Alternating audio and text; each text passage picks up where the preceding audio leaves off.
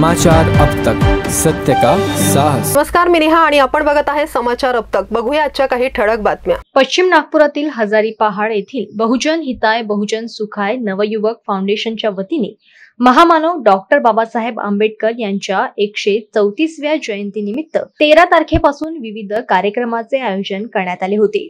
जयंतीनिमित्त फाउंडेशनच्या वतीने महामानव डॉक्टर बाबासाहेब आंबेडकर यांच्या प्रतिमेला माल्यार्पण करून अभिवादन करून अनुयायांना महाप्रसादाचे वितरण करण्यात आले। या प्रसंगी धम्म रॅली काढून रॅलीत शेकडो महिला पुरुष पांढरे वस्त्र परिधान करून व हातात निळा पंचशील ध्वज घेऊन बाबासाहेबांचा जय जयकार करताना दिसून आले।